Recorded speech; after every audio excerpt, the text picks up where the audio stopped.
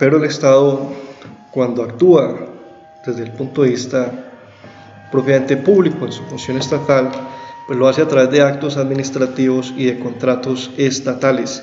Justamente así es como se lleva a cabo la planeación económica, a través de la expedición de decretos, de reglamentos, acuerdos, y ya en el plano mucho más operativo, eventualmente el Estado debe realizar contratación administrativa, que normalmente se hace a través de licitaciones públicas.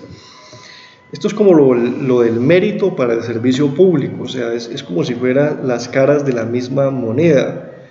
El principio en la carrera administrativa, el general, es el mérito, o sea, que los servidores públicos se incorporen por concurso, porque ganaron un concurso y lograron acceder allí. En cuanto a los contratos estatales, el principio es la licitación, o sea, que haya convocatorias abiertas para que haya varios oferentes que se presenten, se postulen, y la mejor opción sea la contratada para construir puentes, hospitales, hacer reparaciones, construir escuelas, entre otros. Es algo que normalmente vemos que es un punto muy cuestionado.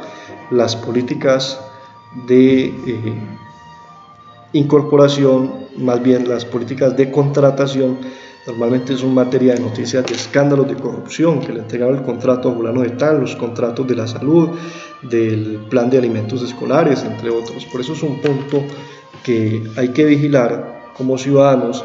Los ciudadanos pueden demandar estos actos y pueden denunciarlos en el caso de que se trate de corrupción ante las entidades que sea el caso, la Superintendencia de Sociedades, la Financiera, la de Industria y Comercio, o ante los jueces administrativos, según la clase de entidad que sea demandada y según la clase de acto que se vaya a cuestionar.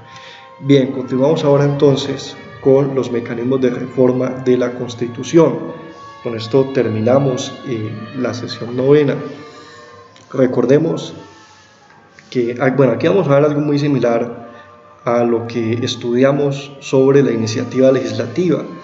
Bien, en el caso de la reforma de la Constitución, encontramos que hay tres maneras en las que se puede promover esa modificación. En primer término, se puede reformar la Constitución por el Congreso a través de un acto legislativo. Lo habíamos visto en la clase anterior de la sesión quinta de la rama legislativa.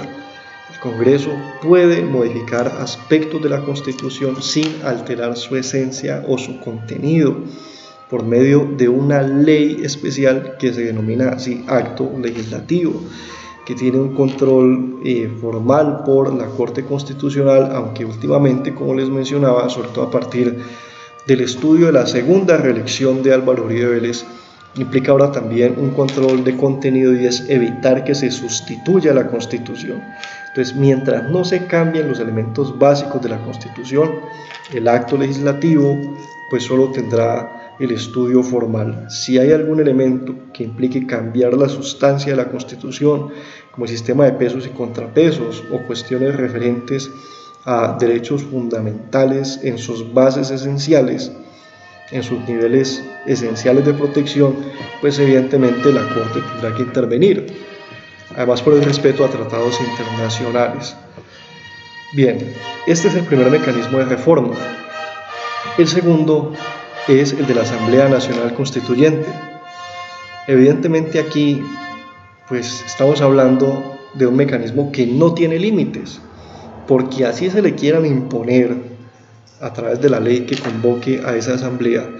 De todas maneras, lo cierto es que si en una sociedad se ha determinado que se va a designar un comité, una asamblea, para que redacte una nueva constitución, no lo va a hacer parcialmente. Eso fue lo que pasó con la del 91, ese tema ya lo estudiamos. La del 91 se supone que iba a reformar algunos aspectos de la Constitución y fue cambiándola toda. Por eso es un mecanismo muy delicado, como lo hemos mencionado antes. A una asamblea constituyente no se cita por la mayoría de la sociedad, lo que quiera la mayoría, no. Debe citarse, al menos en el grado de desarrollo democrático que tenemos nosotros, debe citarse a asamblea constituyente cuando la pluralidad de la sociedad lo requiera. No es un asunto de mayoría, o sea, no es un asunto de números, sino de pluralidad, cuando el pleno de la sociedad de su estructura, de los organismos, sectores educativos, empresariales, diversos sectores políticos así lo respalden. De lo contrario, es posible que estas asambleas constituyentes de un solo partido impliquen romper con la pluralidad que es una base del sistema democrático. Bien, continuamos. La tercera modalidad, tercera forma de cambiar la Constitución es mediante un referendo constitucional. Esto, como ya lo explicamos al hablar del referendo, pues es bastante complejo, porque implica obtener el respaldo de un amplio número de ciudadanos. Lo hemos dicho antes, hay referendo aprobatorio y referendo derogatorio. En este caso, se trata de una figura que no se referiría únicamente a la ley, como ya lo dijimos, sino también a la Constitución. El referendo tiene la posibilidad de generar cambios en la Constitución. Puede ser promovido por el mismo Congreso, por el 30% de los concejales o el 5% del censo electoral, es decir, por los mismos ciudadanos, 5% del censo electoral. Unas cifras que también son muy difíciles de alcanzar, no es fácil poner de acuerdo a toda esta cantidad de personas, y por eso normalmente por esa vía no se suele presentar con éxito referéndum. De hecho, Álvaro Uribe fracasó en el año 2006 a la hora de presentar ese referendo, que solo se aprobó en algunos puntos porque finalmente no tuvo éxito en su pretensión central, que era el de obtener esa reelección, para la cual tuvo que acudir a otro mecanismo. Bien, digamos, con esto entonces concluimos los mecanismos de reforma de la Constitución política. Pienso que el énfasis hay que darlo, así como lo hicimos al inicio, es el concepto de lo que implica y de lo que es una constitución política. Los pueblos no tienen la constitución que ellos escriben, que era la lección que nos daba Ferdinand Lasalle. Los pueblos se dan las constituciones que ya existen en la sociedad.